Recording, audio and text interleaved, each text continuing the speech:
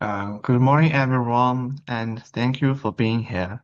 My name is Siyang Deng, and today I want to take you on a short journey into the world of small and medium-sized enterprises, or visit the SMEs in Vietnam and how the supply chain finance could reshape their future. But first, let me start with the story. In 2023, the Vietnamese government and Vietcombank launched a pilot program. The idea was simple: to help the small textile manufacturers get easier access to finance using digital data instead of land or property as collateral. It sounded like the breakthrough, finally, a way for small firms to borrow based on their invoices, their orders, their real business performance. Yeah, that's really great. So they think it could make it easier for them to borrow money to have innovation. But when the results come out, they were disappointing. Out of 132 companies that applied, only 37 received the notice. And the reason wasn't that these firms were risky or unproductive. The real issue was the digital trust. Most of them didn't have the electronic invoices, reliable accounting systems, or the verified transaction data, so banks simply couldn't trust what they couldn't say. Their story shows a deeper truth. In Vietnam, it's not just about having money, it's about having the systems, data, and digital tools that make finance possible. The story inspired my research. I wanted to understand three questions. First, why do SMEs in Vietnam still struggle to get finance? Second, can supply chain finance or SCF actually help them? And thirdly, what can Vietnam learn from other countries that have done this better, like Mexico or South Korea? These questions are not just academic.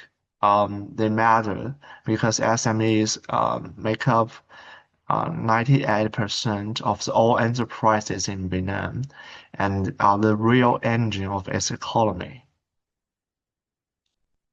To answer them, I use three main ideas. First, the financial constraints theory, which says that small firms can't grow because banks don't trust them without collateral. And second, the trade credit channel, which shows how firms sometimes finance each other within the supply chains. And third, the technology-enabled finance model, which highlights how digital tools like e-invoicing and data sharing can reduce risk and make financing faster and fairer. In short, finance, trust, and technology must work together. I did analyze the data from 2020 to the 2022, the GDP lending interest rate, SME performance, and used to treat finance as a proxy for the SCF, since the official data are limited.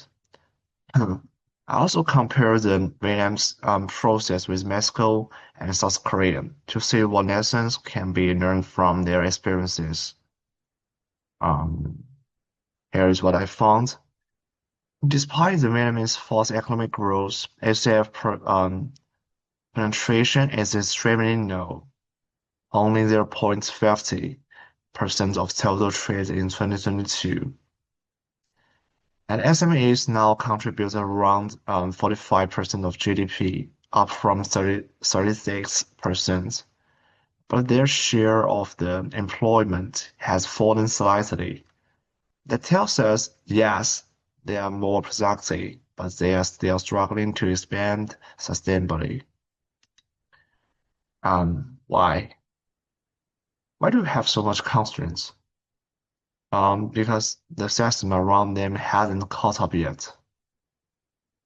Banks still prefer hard collateral like land, and the national credit guarantee fund is tiny, around 60 million US dollars for the entire SME sector.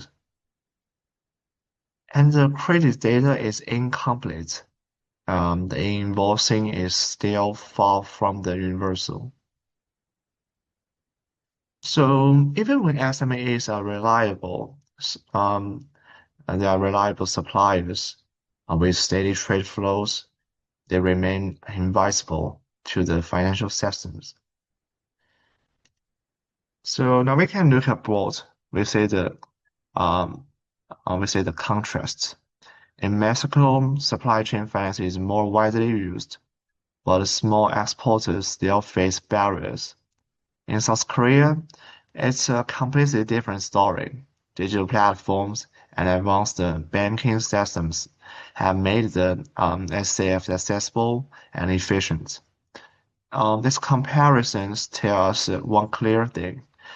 Financial innovation only works when it's supported by strong digital and institutional foundations. So what can Vietnam do? In the short run, I think we need to allow the receivables and inventory to be used as collateral. And secondly, that we need to strengthen the credit guarantees. And thirdly, we need to promote the national-wide invoicing to build the transparency. And in the long term, the Vietnam should improve um, the judge enforcement, so contracts are reliable. And they also should integrate tax and e-commerce data into the credit systems, um, and develop a green supply chain finance models to help SMEs meet the global sustainability standards. Together, these reforms can make SCF not just a pilot program, but a real scalable solution. To wrap up, the supply chain finance in Vietnam is still young, still developing, but it holds a huge potential.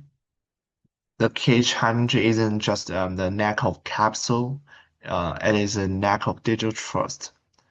If Vietnam can build the right data systems and the digital infrastructure and the institutional trust, SMEs will finally have the financial assets they deserve.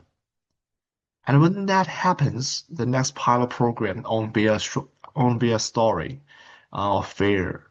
It will be a story of the transformation. Thank you. Thank you so much. And before I finish, I'd love to hear your thoughts. On the final step, on the final slide, you will have we have say a QR code that links to a quick 1 minute survey. I really appreciate if you could scan it and share your opinion. Your feedback will help me to refine its research and prepare it for future publication. Thank you again for listening, and I look forward to your thoughts. Thanks.